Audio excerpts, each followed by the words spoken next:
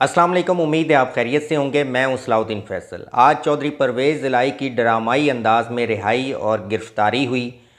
इस गिरफ़्तारी के बाद क्या अदलिया और रियासत जो है वो एक दूसरे के मद्दे मुकाबिल आ गए हैं।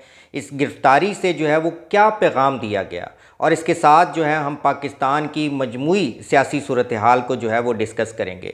मज़ीद आगे बढ़ने से पहले आप मेरे चैनल को सब्सक्राइब कीजिए और बेल आइकन का बटन जो है वो प्रेस कीजिएगा, ताकि आपका और हमारा जो है वो राब्ता बरकरार रहे।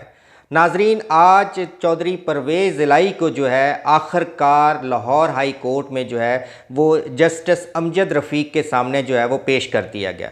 जस्टिस अमजद रफ़ीक जो है वो काफ़ी दिनों से जो है वो नैब को कह रहे हैं कि चौधरी परवेज़ इलाही को पेश किया जाए, लेकिन नैब जो है वो चौधरी परवेज़ इलाही को पेश नहीं कर पा रही थी और उसने जो है वो काफ़ी उज़र बयान किए। कभी सिक्योरिटी का बहाना बनाया, कभी चौधरी परवेज़ इलाही की तबीयत का बहाना बनाया।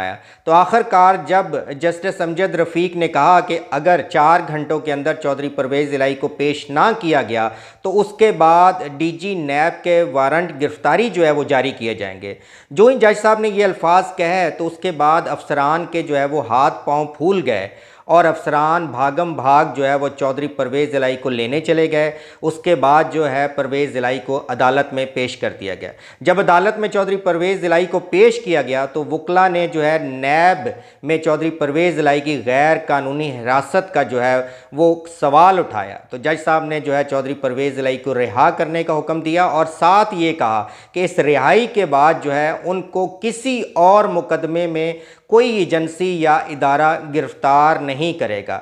चौधरी परवेज़ इलाही जो ही अदालत से बाहर निकले तो वकला ने देखा कि कोर्ट से बाहर सादा कपड़ों में और पुलिस वर्दी में जो है वो पुलिस एहलकार मौजूद थे, एंटी करप्शन के महकमे के एहलकार मौजूद थे। उसके बाद जो है वकला जज साहब के पास आए कि हमें ख़तरा है कि कोर्ट से जो ही हम बाहर जाएंगे तो हमें गिरफ़्तार कर लिया जाएगा। तो जज साहब ने यहाँ पे जो है वो डीआईजी जो है पुलिस हैं और जो कोर्ट के रजिस्ट्रार हैं उनसे कहा कि चौधरी परवेज़ इलाही को महफूज हालत में घर तक सिक्योरिटी फराम की जाए। उसके बाद कोर्ट की सिक्योरिटी और एसएसपी इकबाल टाउन जो है उन्होंने चौधरी परवेज़ इलाही को गाड़ी में लेके जो है वो घर की तरफ रवाना हुए। अब ये खबर जो है वो चारों तरफ फैल चुकी थी कि चौधरी परवेज़ इलाही जो है वो कोर्ट से रवाना हो गए हैं। जो ही किनाल रोड पर परवेज़ इलाही अपने घर की गली में मुड़े तो वहाँ पे उनकी गाड़ी को जो है वो रोक लिया गया और सादा कपड़ों में मलबूस पुलिस एहलकारों ने लतीफ़ खोसा को घसीट कर गाड़ी की पिछली सीट से बाहर निकाला।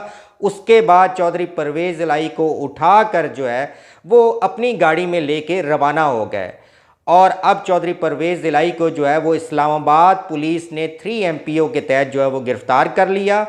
चौधरी परवेज़ इलाही को अडयाला जेल में मुंतकिल किया जाएगा। यहाँ जो एक दिलचस्पी का पहलू है वो ये है कि चौधरी परवेज़ इलाही को 3 MPO के तहत जो है वो पकड़ा गया है। 3 MPO का मतलब है कि maintenance of public order act. तो इस एक्ट के तहत जो है जब कोई सियासी शख्सियत अमन के लिए ख़तरा होती है उस इलाके के लिए तो उनको जो है वो 3 MPO के तहत पकड़ा जाता है। चौधरी परवेज़ इलाही लाहौर में रहते हैं। इस्लामाबाद पुलिस ने उनको 3 MPO के तहत गिरफ़्तार किया है, यानी कि चौधरी परवेज़ इलाही लाहौर में बैठकर इस्लामाबाद के लोगों के लिए जो है वो ख़तरा है, इस्लामाबाद के लिए ख़तरा है। तो ये बड़ी एक अजीब सूरत हाल है और ये सवाल जो है वो बार बार उठाया जा रहा है। और इसके साथ जो है वो वकला भी इस वक्त जो है वो कोर्ट रूम में पहुंच चुके हैं, लेकिन जज साहब के कमरे को जो है वो ताला लगा हुआ था। तो वकला अब दरख्वास्त देंगे उनकी गैर कानूनी गिरफ्तारी के हवाले से। यहाँ पे एक बहुत बड़ी जिम्मेदारी जो है वो लाहौर हाई कोर्ट के चीफ जस्टिस पर आयद होती है कि chief justice of Lahore high court को जो है वो एक्शन लेना पड़ेगा, उनको जागना पड़ेगा कि उनके एक जज के अहकामात को किस तरह हवा में उड़ा दिया गया है।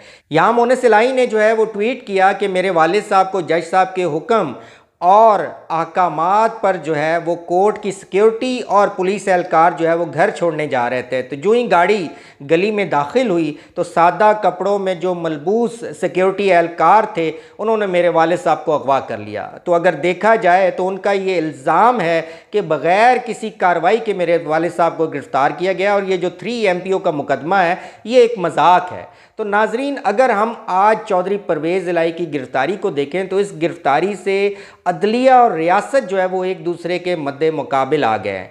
अगर हम इस वक्त अदालती तारीख को देखें तो अदालती तारीख के लिहाज से ये जो साल है अदलिया के हवाले से ये बदतरीन साल है, जिसमें अदालती फ़ैसलों का मजाक उड़ाया गया, सुप्रीम कोर्ट के फ़ैसलों का मजाक उड़ाया गया। जब किसी एक सियासी शख्सियत को रिहा किया जाता है तो उसके बाद फ़ौरन उसको जो है दूसरे मुकदमे में पकड़ लिया जाता है और उस वक़्त तक नहीं छोड़ा जाता जब तक जो वो सियासी शख्सियत है पाकिस्तान तहरीक इंसाफ से अलहदगी का ऐलान नहीं करती। इस गिरफ्तारी से ये साफ ज़ाहिर होता है कि पाकिस्तान के इदारे इंतज़ामिया जो है वो पाकिस्तान तहरीक इंसाफ को कोई रियायत देने को तैयार नहीं है जब तक चौधरी परवेज़ इलाही जो है वो इमरान खान से अलहदगी इख्तियार नहीं करेंगे। चौधरी परवेज़ इलाही ने कहा कि मैं इमरान खान के साथ जो है वो डट कर खड़ा रहूँगा। नाजरीन, अगर इस वक्त हम पाकिस्तान की सूरत हाल को देखें तो वो बड़ी ही ख़तरनाक सूरत हाल है, जिसमें तमाम इदारे जो है इस वक्त मुकम्मल तौर पे ब्रेक डाउन का शिकार हो चुके हैं। अगर आप पाकिस्तान के सियासतदानों को देखें तो वो मुकम्मल तौर पे नाकाम नज़र आते हैं। पाकिस्तान की अदलिया को देखें तो वो अपने फ़ैसले मनवाने में जो है हमें नाकाम नज़र आ रही है। अगर आप निगरान हुकूमत को देखें जिसका इंतखाब जो है वो बड़ा चुन कर किया गया, आप कह लें कि हीरे तलाश किए गए पाकिस्तान के लिए, लेकिन जब से ये निगरान हुकूमत आई है उसके बाद महंगाई और डॉलर जो है वो काबू में नहीं आ रहे। जब वज़ीर-ए-आज़म से सवाल किया जाता है महंगाई के हवाले से तो वज़ीर-ए-आज़म कहते हैं कि मुल्क में इतनी महंगाई नहीं है कि पहिया जाम हड़ताल की जाए, लोग खुदकुशियाँ करें। वज़ीर-ए-आज़म साहब, अगर आप अपनी सैलरी से जो है वो कभी इस्लामाबाद के किसी शॉपिंग स्टोर पे जाके ग्रॉसरी करें तो आपको अंदाज़ा हो कि गरीब आवाम जो है इस वक्त किस कदर महंगाई से पिसी हुई है और इस वक्त उनकी ज़िंदगी जो है वो किस कदर मुश्किलात का शिकार है। तो इस तमाम सूरत हाल को देखा जाए तो पाकिस्तान के हालात जो हैं वो बड़े ही ख़तरनाक नज़र आ रहे हैं और इन हालात से निकलने का इस वक्त वाहिद जो रास्ता है वो फ्री एंड फेयर इलेक्शन है। लेकिन पाकिस्तान का जो इलेक्शन कमीशन है वो अभी तक इलेक्शन की एक तारीख़ देने में मुकम्मल तौर पर नाकाम नज़र आ रहा है। अगर इलेक्शन कमीशन ने जल्द अज जल्द जो है वो इलेक्शन की तारीख का ऐलान ना किया और हालात जो है इसी तरह बेकाबू रहे तो हमारा जो मुल्क है वो बड़ी ही ख़तरनाक सूरत हाल से दो चार हो जाएगा।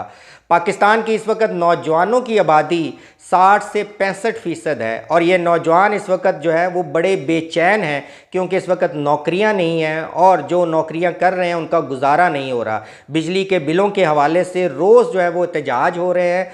कल पूरे मुल्क में पहिया जाम हड़ताल है। तो इस तमाम सूरत हाल को अगर हम देखें, हालात को कंट्रोल ना किया गया तो पाकिस्तान जो है वो बहुत ही मुश्किल सूरत हाल से दो चार हो सकता है। इसके साथ ही मुझे इजाज़त दीजिए। अल्लाह हाफिज़।